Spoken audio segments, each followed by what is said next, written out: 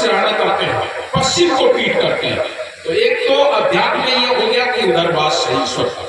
दूसरा, उत्तर को अगर आपका सिर है और पश्चिम को पीठ है तो आपका दाहिना स्वर ऊपर होगा, होगा कि नहीं? उत्तर को जब सिर करेंगे, पश्चिम को पीठ करेंगे तो दाहिना स्वर हमारा ऊपर होगा, और जब दाहिना स्वर ऊपर होगा तो दिन को तो चंदा चले रात चलावे सूर, और कहें कबीरदास की उम्र हो भरपूर। दिन में हमारा बायां स्वर चलना चाहिए, हर एक व्यक्ति का चलना चाहिए, और रात्रि में दाहिना स्वर चलना चाहिए।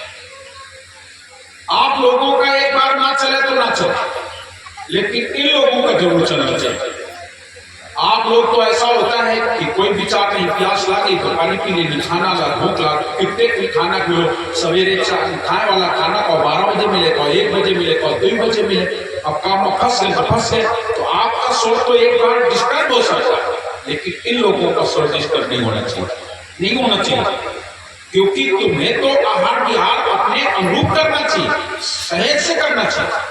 अगर जिनका स्वर दिन को चंद्रमा चलता है, चंद्रमा का मतलब बाएं स्वर को चंदा कहते हैं, दिन को तो चंदा चले और रात चलावे सूर्य, जिनकी ये स्वर चलते हैं उनकी उम्र पूरी होगी 100 वर्ष। बाल्यावस्था से पूरी उम्र जिएगा, 100 वर्ष जितनी उससे प्राप्त है, 80, 90, 100, उसमें कोई दखल नहीं, कोई दखल नहीं होगा, दिन को चंदा रात को। दूसरा, अगर आप भोजन करते हैं और रात्रि में सो जाते हैं, लेकिन अगर आप जैसा ये साहब बता रहे कि संरूप सोइए, तो आपका भोजन सही अच्छे ढंग से पच जाए, उस भोजन सही ढंग से पच जाए। अगर आपने रात को स्वर आपका चंद्रमा चल रहा है, भोजन करें तो सवेरे का योगा है भाई लागा पेट में खाना थोड़ा इससे वो हजम नहीं होता से, डाइजेस्ट नहीं होता से। ये बहुत बड़ी चीजें हैं, ये संत लोग हमारे पहले बताया करते थे, और आज तो बता दिया है। आज तो ना कोई सुनना चाहता है ना कोई करना चाहता है। हमारी जो ये विज्ञान है, इस विज्ञान के अनुसार एक विज्ञान तुम्हारे अंदर भी है, और ये स्वर का बहुत बड़ा विज्ञान है, स्वर का बहुत बड़ा ज्ञान है। ये स्वर ऐसा मत सोचो कि नाक में सांस चल रही तो चली रही है ना, जब चलती है हमारी तो ये श्वास एक जैसी नहीं चलती है।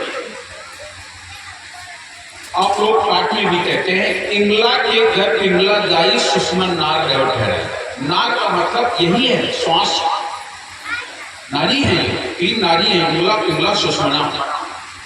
इंगला के घर पिंगला जाई सुषमा नार रह ठहरे। जब हमारी श्वास दाहिने से बाएं और बाएं से दाहिने जब भी पलटती है तो इसको पलटने में 10 श्वास का समय लगता है, 10 श्वास का समय लगता है, और जो श्वास का समय लगता है उसे सुषमना कहते हैं, और सुषमना में भजन करना चाहिए। अब ये तो हर आदमी को नहीं गौर कर सकता है, इसीलिए कहते हैं ये संत मत लोग ऐसा करते हैं। उस समय भजन का समय, उसे काल का समय कहते हैं, और जब ये श्वास चलती है तो इसके चलने का भी अलग अलग तरीका है। ये कभी कभी श्वास नाक से निकलेगी और दम से उसकी कोई रास्ता नहीं बनेगी, सीधे हो जाएगी, आकाश तक होता है। फिर कोई अग्नि तत्व, जल तत्व, वायु तत्व, ये तत्व है। तो इनमें क्या है, अगर हमारी जल तत्व श्वास चल रही है तो वो हमेशा अधोगति को, श्वास चलेगी सामने नहीं जाएगी, नीचे को जाएगी। इसको आप जब कभी देखें, ध्यान करें, तो श्वास नीचे को जाएगी, क्योंकि जल तत्व है। अग्नि तत्व ऊपर को चलती है, और जो पृथ्वी तत्व बराबर चलती है, एक 12 अंगुल, एक 16 अंगुल, एक 8 अंगुल, एक 4 अंगुल और एक 0। आकाश तत्व जो होता है वो उसका कोई आकार नहीं बनता। इनकी रंग है, श्वास जैसे चलती है तो ऐसा नहीं सोचो, इनका रंग भी है। जैसा पृथ्वी का रंग पीला है तो आपका भी श्वास का रंग जो चलता है वो पीला रंग होता है। श्वास केवल ऐसा नहीं कि चल रही माने चल रही है, ये ऐसे नहीं चलती। इसका बिल्कुल जितनी देर चलना है, हर श्वास कितनी देर चलनी है, इनकी बिल्कुल गणना है कि इतने श्वास पृथ्वी तक तो चलेगी, इतनी श्वास जल तक तो चलेगी, इतनी अग्नि तक चलेगी, इतनी वायु तक चलेगी। 24 घंटे में उसका गणन होता है और वो टोटल श्वास होती है 21,600 621,000 इतना निस्दिन दम सुधारा 21,600 श्वास प्रत्येक व्यक्ति की 24 घंटे में चलती है। लेकिन एक हाथ तुम लोग घटा बढ़ा देते हो, संत लोग बढ़ा लेते अपनी श्वास। क्यों? इन्हें काम तो कुछ करे ना, योग भी कर लिया, ध्यान में बैठ गए, श्वास को खींच लिया, इनकी आयु बढ़ जाएगी। लेकिन घटती गिरती है। बैठे 12, बैठने से 12 श्वास जितनी देर में चली, बैठे 12 चले 18, चलने में वो श्वास दूरी हो जाएगी। अगर आप चलते हैं तो श्वास जल्दी चलती है, इसलिए बैठे 12 चले 18। और सोने से 36, जो लोग ज्यादा सोते हैं उनकी आयु कम हो जाती है, अधिक सोने वाले की आयु कम होती है। बैठे 12 चले 18, सोने में 36। और जो विषय वाले, और विषय का मतलब केवल स्त्री समागम ही नहीं, और भी विषय जैसे दारू पीना, नशा चिलम पीना, गांजा पीना, जो ये विषय, इन विषयों में और इन विषयों दोनों में श्वास जस्ट दूनी हो जाती है। बैठे 12 चले 18, सोने में 36, विषय में 72 श्वास। तो अच्छा बताओ फिर वो बनी कैसे जिंदा रही है, कैसे जिंदा रही? इसीलिए लोग कहते हैं कहा वो भैया बहुत शराब पीता है, काला को थे लीवर खराब। लीवर नहीं खराब है, श्वासें खत्म ही नहीं होती, उसका जीवन तो खत्म होना ही होना है, जीवन जाना ही जाना है।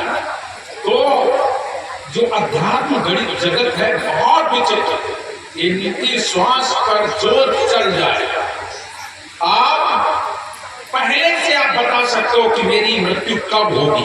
ये श्वास का साधन अगर कर लो तो आप बता दोगे, महीनों पहले, सालों पहले बता दोगे कि इस दिन इतने समय पर हमारे जाना है, इतने समय पर हमें जाना है। ये श्वास का साधन होता है, क्योंकि ये श्वास अगर हमारी दाहिने चलने लगे, बायां चलने लगे और ज्यादा समय चलती, बस उसकी गिनती है इतने समय अगर ये श्वास चल गई इतनी, तो हमारी आयु बस इतने दिन रह गई, इतने दिन रह गए।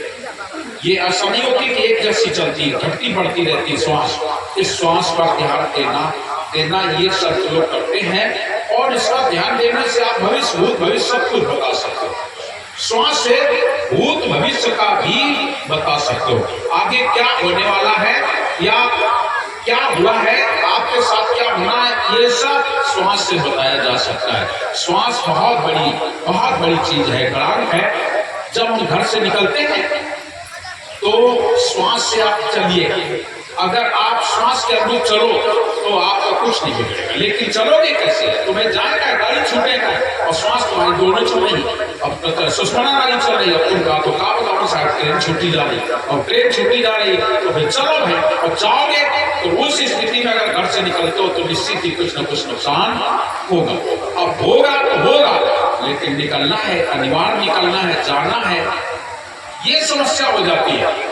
आप किस दिशा को कहा जा रहा हो, किस श्वास से चलना चाहिए, पूरा का पूरा। इसीलिए उसे स्वर सरोदय कहते हैं। हमारे कवि पर में पूरा ग्रंथ है स्वर सरोदय, उसको ज्ञान सरोदय भी कहते हैं, स्वर सरोदय भी कहते हैं। आप अपने श्वास से बता सकते हो कि मेरी मृत्यु कब होगी।